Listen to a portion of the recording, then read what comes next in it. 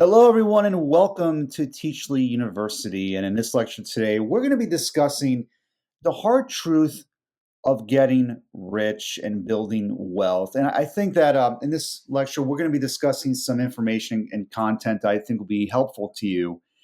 And some observations that I've made, I think about really some of the misinformation and misconceptions when it comes to how to improve our financial standing in life. And again, obviously, with the social media and 24-hour news cycle, there's so much information out there to digest when it comes to money and our finances. How can we get past the fog and trying to hit home at to what is most important when it comes to uh, accumulating wealth and improving our financial standing? So I wanted to share this. There's actually a cartoon I found online where there's uh, a passenger on a plane that says the pilot has indicated we are going to experience a little turbulence. Please fasten your seatbelt. Where the passenger yells out, "We're going to die!" And the passenger adjacent to this very panicked individual says he's a financial reporter. And I love this cartoon because it sums up, I think, the media and especially the financial press, where there's so much sort of this scarcity mindset that is promoted by much of the financial press, and we especially see this with many of these money and finance gurus um, that have become very popular now. There's so many of them now. There's of course some well-known ones, but it seems like there's just this scarcity mindset that has took a grip on society, and especially as promoted by the financial media. Because of course, with the news, and I hate to put it like this, whatever bleeds leads. The media focuses a lot on negativity, and we see, especially when it comes to reporting the economic data, there's so much conflicting information that makes it seem like the world is going to hell in a handbasket. But when it comes to financial information and advice, especially from a lot of the financial gurus that are out there, often what is told is that we're told that if we want to be able to get rich and become financially independent, well, we just got to cut out the lattes. We got to stop buying that $5 Starbucks that we get every day before going to work. We need to get that clunker, right? We can't buy that newer car. We got to get that clunker that's off the lot for like $5,000. Good luck finding a car at that price that's even worth a damn, but that's another video for another day. And then we're told we got to cut up the credit cards, right? We got to cut those up because credit cards are the devil incarnate, right? We're told credit cards are a bad thing. And then if we do all those things, maybe, just maybe, we'll cross that financial finish line and we'll pay off our debts and we'll be in a much better place. And I love this stock footage, this stock photo I found of this. Kudos to the model here in this photo. But anyway, so we're told to do all this stuff, right? We got to cut out the lattes and the coffee. We got to buy the clunker. We got to cut up the credit cards, all this stuff. And I'm not saying there's no value in that, but the problem is that for many of us, even still, we feel like the world is shifting underneath our feet. We feel like we're constantly busy. We're working harder. We're trying to do all these things to improve our financial situation, but it doesn't seem like it's working. And ultimately, it leaves us feeling even more frustrated and worse off than we were before we even got this advice and tried to actually apply it. So I believe that there's a reason why many people struggle financially, and the reason isn't because of people having necessarily a credit card or a car payment or because they're buying their favorite latte at Starbucks or whatever. Okay, I don't believe that's the case. The reason why many people struggle financially is ultimately because of their mindset. It is the way we think, our thoughts, and really our perspective on life and our beliefs are about ourselves and about our relationship with money that ultimately determines our financial standing, not necessarily because we happen to use a credit card or have a car payment or like to buy, coffee at Starbucks or eat out. Okay, that ultimately the reason is because of the way we think and our relationship with money. Because for many of us, unfortunately, and actually we look at society in general, I mean, we look at depression and anxiety rates, they're at record highs.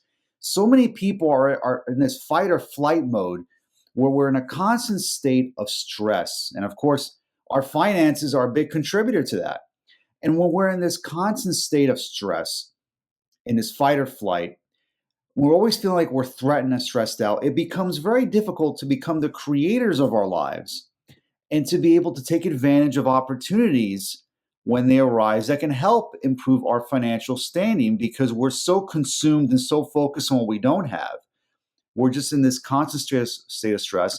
And then also we've adopted, and again, a lot of this is due to all the negativity we're bombarded with, this scarcity mindset that there's not enough to go around, or that we're not good enough or worthy enough to be able to accumulate wealth and build a better life for ourselves.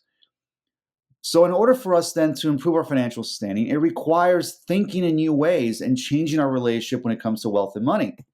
And these are a couple of quotes that I came across that I think can help change this a little bit if we really meditate on what some of these words mean. So there's a quote from Wayne Dyer who says that successful people make money.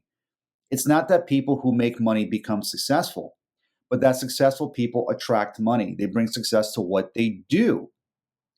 So what Wayne Dyer's saying here is that it's not that the reason people are successful isn't because of money. Okay. People attract money because they're successful. It's because they do things a certain way, as Napoleon Hill alluded to in Think and Grow Rich. Okay. People think and act in certain ways where it allows them to be able to generate wealth, exploit opportunities, and just make most of themselves. It's not necessarily about working harder. There's a lot of people that work hard. They work sometimes 2 or 3 jobs. They're working their tails off, but they're nowhere closer to achieving financial independence. So it's about thinking and acting in certain ways that can produce massive results. And then author Ayn Rand says, a wealth is a product of a man's capacity to think. Thinking is a rare commodity nowadays because so many people, and I've been guilty of this, simply react to our circumstances. We react to our environment and just succumb to whatever life throws at us rather than becoming deliberate creators and really thinking about what it is that we want and thinking about what value we can create that can benefit society. We're paid handsomely for this value that we're creating. And I'm going to get into that a little bit later.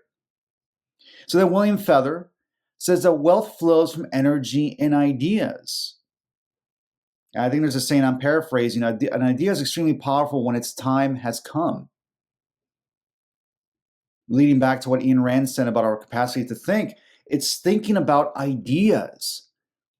Ideas about wealth, about how to generate wealth, about abundance, about how you can help society, about what you want to do with the vast fortune that you will accumulate. What will you do with it? It's thinking about possibility,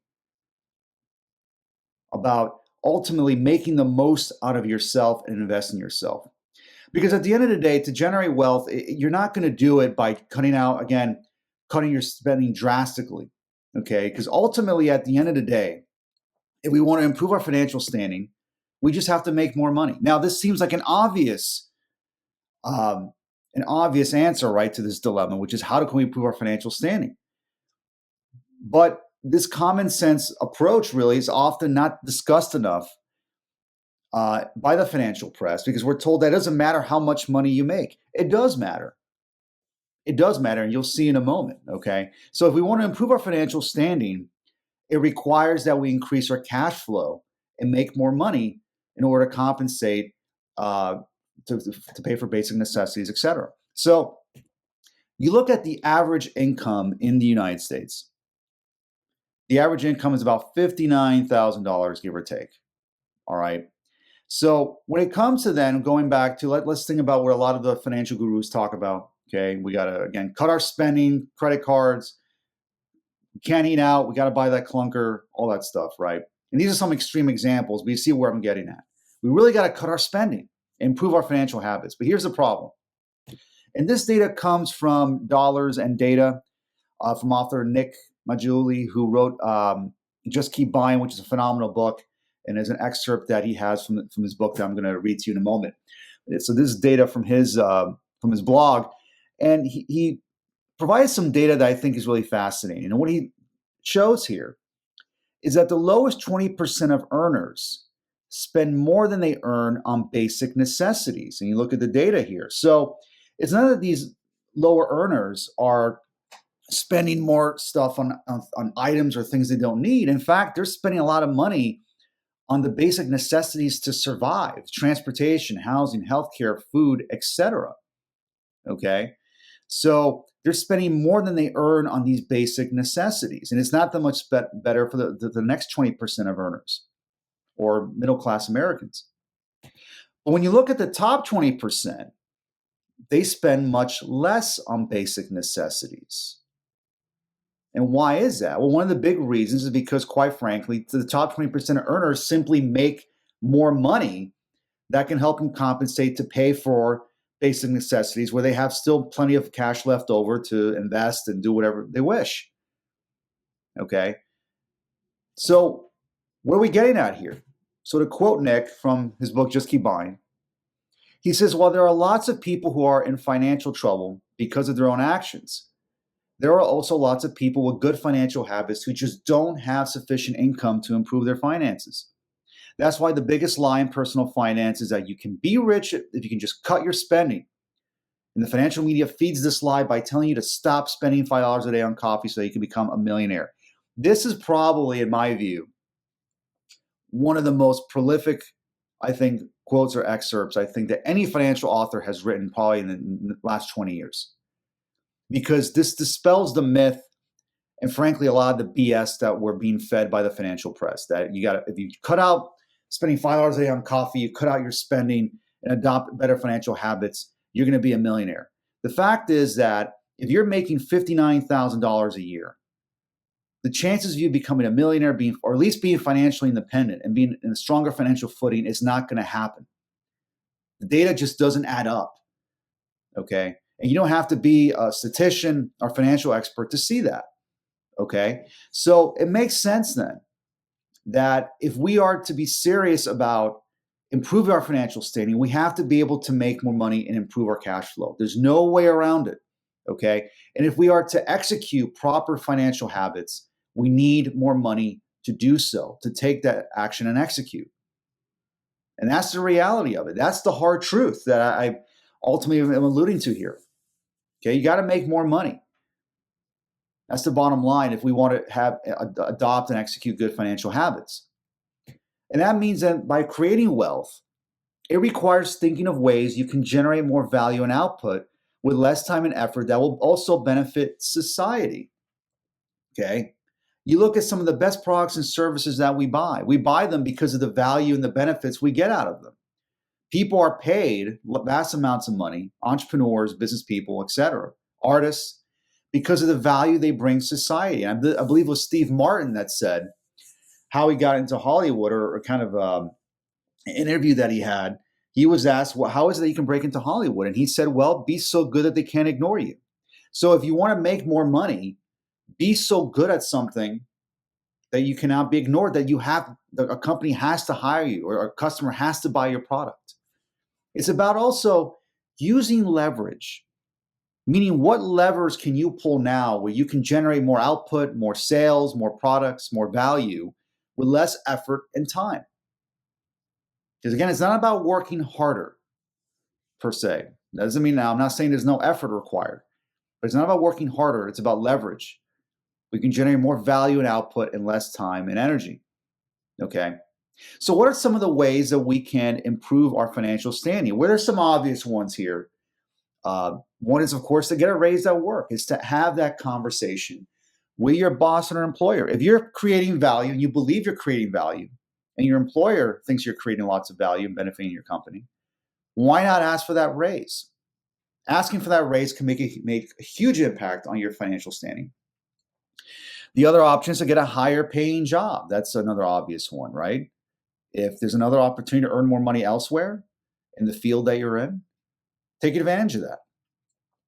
Another option, again, I'm sorry, actually, that should be number 3, not 4. Change careers. Okay. So obviously, if you're in a current industry that maybe you're just not generating enough opportunity for yourself, not creating enough cash flow or wealth or value, then maybe it's time to change careers, going back to school, etc. Then another obvious one is to start a business. Now, with all of these, different buckets. We can dive much deeper into them. Okay, when it comes to starting a business, there's pros and cons to each one. Now, with starting a business, we think that to start a business, you have to launch this amazing product and you have to get a venture capitalist or angel investor to invest in your company. That is a very small percentage of businesses. You can start a business or be a solopreneur, which was my next bullet point here. I don't know why my numbers are totally off here, by the way, and I apologize for that. I was in a rush when I made this. To start a business, you could be a solopreneur, meaning just with a laptop and a phone, you can start a business. You don't have to make any product. You can sell products on Amazon. You can do consulting. You can develop your own products or your own content. There's a lot you can do. You can work for a startup. Okay, you can do a side hustle.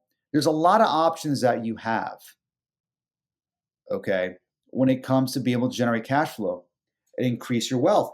But the most important way to increase your wealth, the most powerful way for that matter, is to invest in yourself.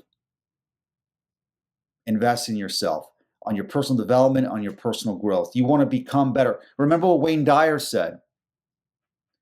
People aren't successful because they have money. People accumulate wealth because they are successful. Okay, you want to become a success. You want to believe in yourself, and beliefs are so powerful. Okay, your belief in yourself and how you relate to money and the world around you will determine how much wealth you will generate over the long term. Because this is a long-term game. This isn't something about getting rich instantly. This is about thinking about the long term. When you think long term, not trying to force outcomes, but becoming the best version of yourself, that's when the good stuff happens. And I've said this in many of my videos. But going back to the psychology, right? And again, I'm not totally dismissing what a lot of the financial gurus, I guess I keep using that term, or professionals talk about with cutting expenses, right? Because when it comes to our psychology, when we have an abundant mindset, we realize we don't need as much stuff as we once thought to be happy. And I want to quote Morgan Housel from his book, The Psychology of Money. Less ego means more wealth. Saving money is the gap between your ego and your income, and wealth is what you don't see. So wealth is created by suppressing what you could buy today in order to have more stuff and more options in the future. No matter how much you earn, you will never build wealth unless you can put a lid on how much fun you can have with your money right now, today. So when you realize that you have all that you need to succeed, when you realize that true happiness is not something that comes from the outside, but is generated within, and that you have the ability to create and change your life, you realize that you don't need as much stuff as you once thought to be happy. And that automatically translates then to your expenses, where you don't have to spend as much on clothing, or you don't need that bigger house or more expensive car. You don't need that stuff anymore to be happy. And that automatically helps you cut expenses without really thinking about it as much, because it becomes part of your way of thinking, your personality, and your way of life. So, but at the end of the day, the hard truth about building wealth is that it's ultimately about becoming a better version of yourself and creating more value so that you can generate more cash flow and more money that by creating value that will ultimately help society and benefit society. So again, I hope you enjoyed this video. Make sure you hit that subscribe button so you can watch all my lectures on wealth building, entrepreneurship, and personal development. And I hope to see you next time. Take care. Thanks.